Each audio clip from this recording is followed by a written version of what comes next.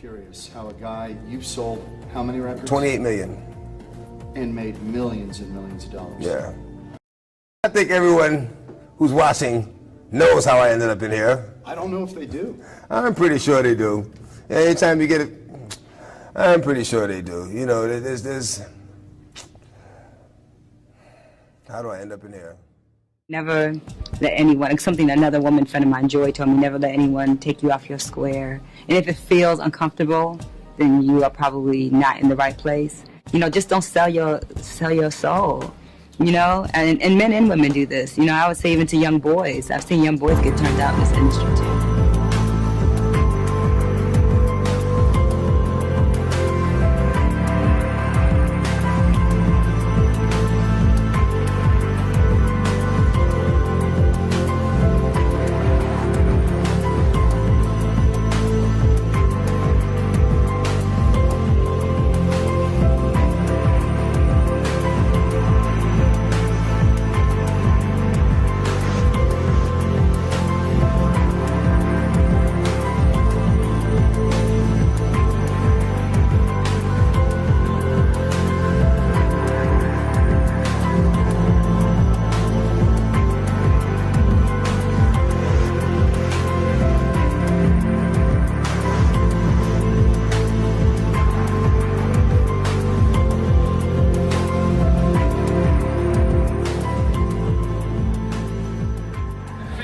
You know what I'm saying? BET, they had a nigga about to perform up there, whatever. But under the circumstances of me performing, I couldn't fuck with that shit, you know what I'm saying? Because they was trying to get a nigga to do some off-brand corner shit. We bang, gang. I'm just not about to sell my soul for no red carpet, no publicity stuff. Yeah, you feel me? Let's do some real nigga shit right now. I gotta fuck with Supper Club, because at the end of the day, when I wake up, I know they all fuck with me and I fuck with y'all. Kendall Jenner gets vampy. Kendall keeps it goth in the Twilight-inspired shoot.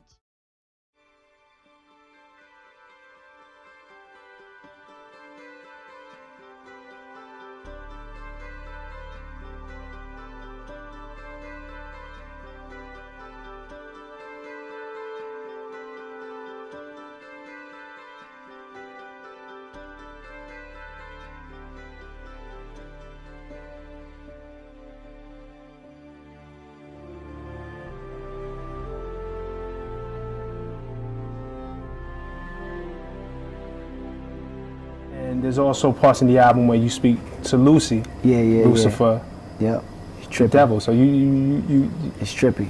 You see both sides of. Yeah, man. It's when I go inside, I may do an after party.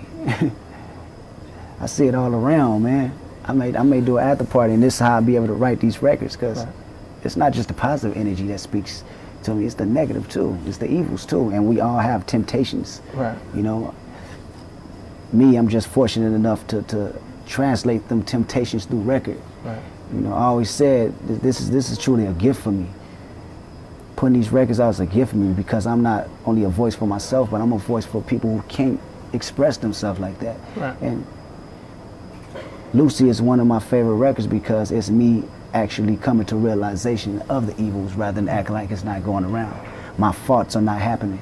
My thoughts are happening right in front of my face. I gotta present them.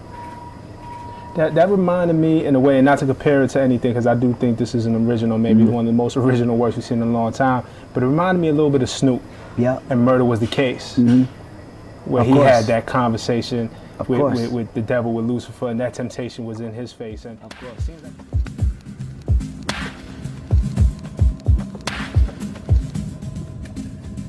Lucifer Morningstar, is that a stage name? God-given, I'm afraid. Why don't you tell me something? How did she end up dying in a hailstorm of bullets and you get away without a scratch? The benefits of immortality. What will your corrupt little organization do about this? We're done here.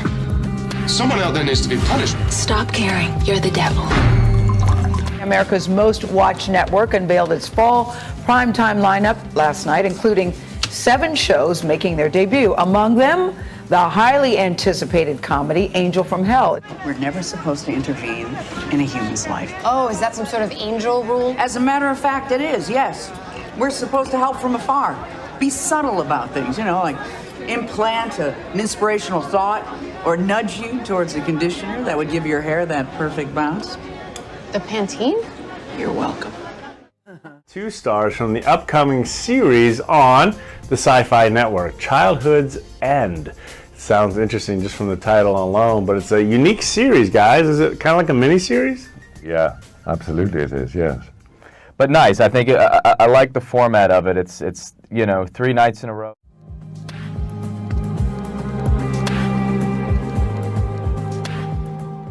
I play, as you say, a character called Karelin, who is an overlord. And the overlords come to Earth at a time when there is economic crises, wars, disease. The world's in a very bad way. Arthur C. Clarke wrote that in 1954. Here we are in 2015. We have economic crises. We have people with not enough food to eat. We have an increasingly serious war going on in the Middle East. So, you know, anyway, what happens is that these superior beings come to Earth to supervise the running of the planet. And we eradicate disease, economic crises, wars, and create a utopia that lasts for 100 years. Mm-hmm. But utopia comes at a price. Of course.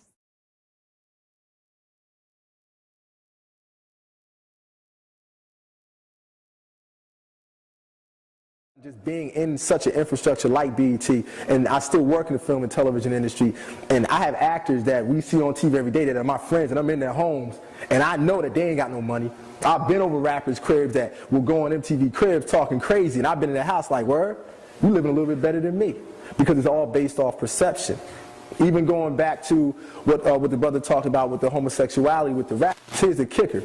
It's not that the rappers are gay. That's not it. That's a misconception. What it is, it's about control. See, that's what makes it, that's why you see so many buffoons nowadays in television and film, doing things that we know are like, wow, Jamie Foxx, you would say that? Wow, Jay-Z, you would actually sit there and do an anti-Semitic commercial?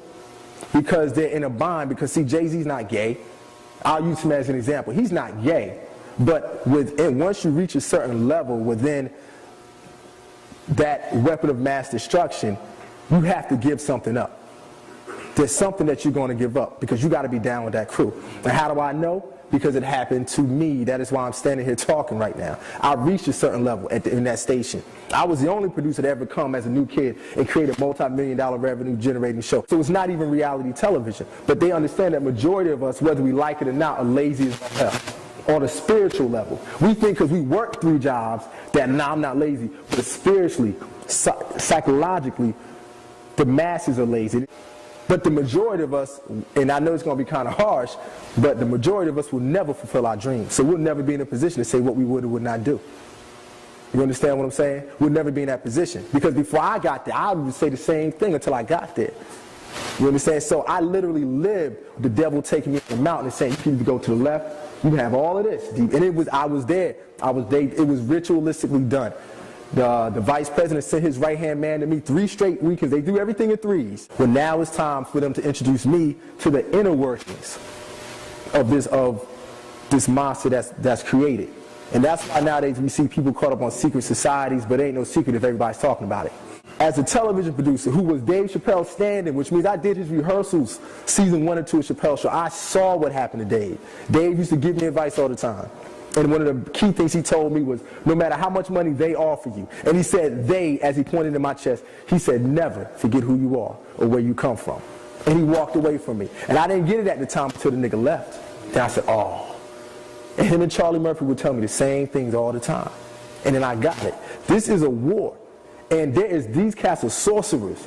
And we need to take, and I know the words magic and sorcery takes people to make you think that I'm talking about the Eastwick Chronicles or Harry Potter, but this is real because it's affecting our babies. So when they see all these signs visually that say whatever has happened in urban America as far as the perception on television and film, I was basically the fly on the wall.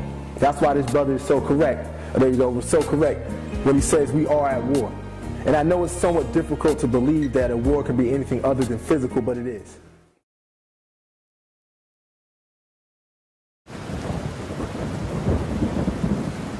He asking me, you know what I'm saying, if I was gonna sell my soul, telling me what I needed to do to take my career to the next level in dark. And I came to the realization that this world is nothing like we thought it was. And I also came to realize that the world is not controlled and run by the people and the institutions that we're told it is. The truth is very, very different. In actual fact, there are various organizations and groups working through secret society networks that over a vast period of time have come to control and manipulate pretty much every aspect of daily human life. And that absolutely includes the entertainment industry.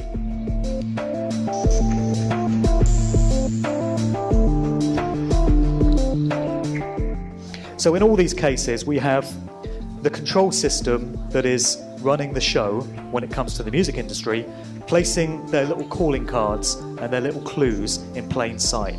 They're letting you know who owns these artists because their asses are owned, lock, stock and barrel. And there's a phrase that you often hear, which is, they've sold their souls for fame and fortune. And I would suggest that rather than that being a myth or a convenient kind of quip or phrase, there is a lot of truth to that statement.